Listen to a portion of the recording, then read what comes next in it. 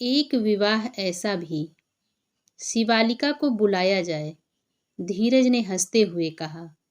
सफेद और लाल गुलाबों की महक पूरे मंडप में फैल गई थी।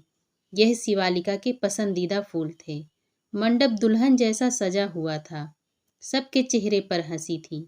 हाँ, कुछ नजरें उंगलियां भी उठा रही थीं। पर शिवालिका की खुशी के आगे धीरज को कुछ दिखाई नहीं दे रहा था। अब तक शीशे के सामने बैठी हो, तैयार क्यों नहीं हुई? मुरझाई हुई शक्ल के साथ शिवालिका को बैठा देखकर धीरज ने कहा, धीरज, मुझे नहीं लगता मैं इसके लिए तैयार हूँ। लोग उंगलियां उठाएंगे, तरह तरह की बातें करेंगे। मेरे साथ तुझे और प्रिया को भी जिल्लत झेलनी न पड़ जाए। स्वार्थी होकर बस अपने बारे में नहीं सोच सकती मैं। शिवालिका ने कहा, क्यों नहीं सोच सकती? कब तक लोगों का सोचोगी? उनकी अपेक्षाओं को पूरी करने में तुमने अपनी खुशियां हमेशा ही कुर्बान की हैं।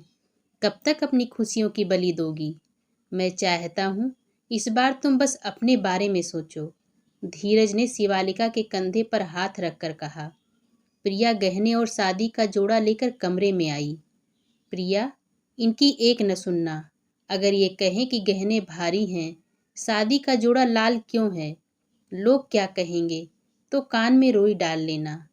आज यह सबसे सुंदर दुल्हन लगनी चाहिए। धीरज ने मुस्कुराते हुए प्रिया से कहा। शिवालिका बाहर की सजावट और लोगों को देख रही थी। ढोल की आवाज से ऐसा लग रहा था जैसे उसका सपना पूरा होने जा रहा था। आज वह रणधीर की हो जाएगी। उन्हें अब कोई अलग नहीं कर सकता। लंबी जुदाई के बाद वह दोनों फिर से एक होने जा रहे थे। शिवालिका ने मुस्कुराहट के साथ ठाना कि वह लोगों का नहीं सोचेगी। दुल्हन को बुलाया जाए, पंडित जी ने कहा। शिवालिका को देखकर धीरज की आंखें भर आईं। वह दुनिया की सबसे सुंदर दुल्हन लग रही थी।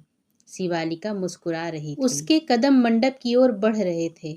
रणधीर ने जैसे ही उसे देखा, उसकी आंखें चमक उठीं। उसका सपना आज पूरा होने जा रहा था।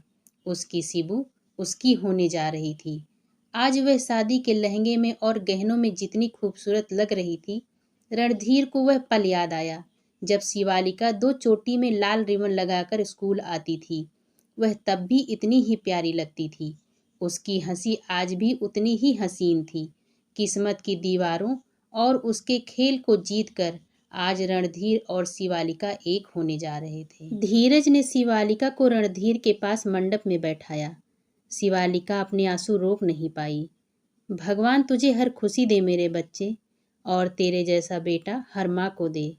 धीरज ने शिवालिका का हाथ रणधीर के हाथों में देते हुए कहा, पापा, आज से आपकी हुई, पर पूरी मत ले लेना। इनकी गोद में सर रखने के लिए और दिल में रहने के लिए थोड़ी सी जगह, बस, और कुछ नहीं चाहिए।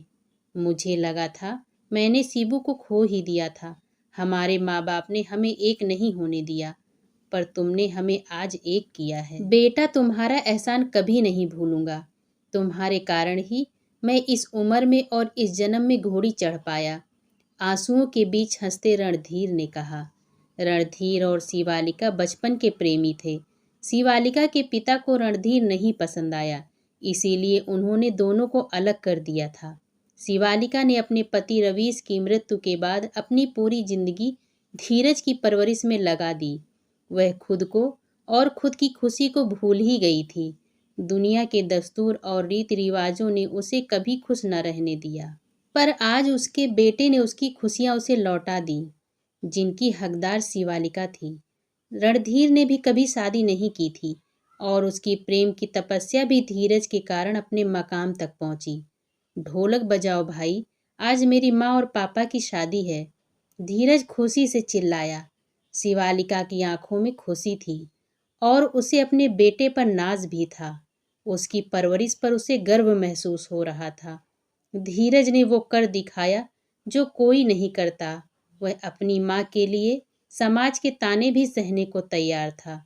उसने अपनी माँ को समझाया, यह जिंदगी तुम्हारी है, इस पर तुम्हारा हक है, दुनिया का नहीं। तुमने अकेलापन झेला है, दुनिया ने नहीं। आज अपनी खुशी के लिए जियो। कहने दो लोगों को जो कहना है, किसी की परवाह ना करो।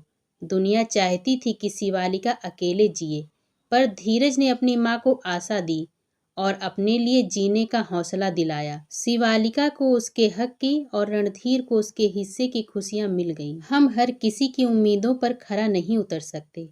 कभी कभी खुद की खुशी के बारे में भी सोचना पड़ता है, अब चाहे उस एक फैसले से लोगों की उंगलियां आप पर क्यों न उठ जाएं। अगर आपको मेरी आज की यह कहानी पसंद आई हो तो मेरे चैनल को लाइक, शेयर एंड सब्सक्राइब जरूर करें। धन्यवाद।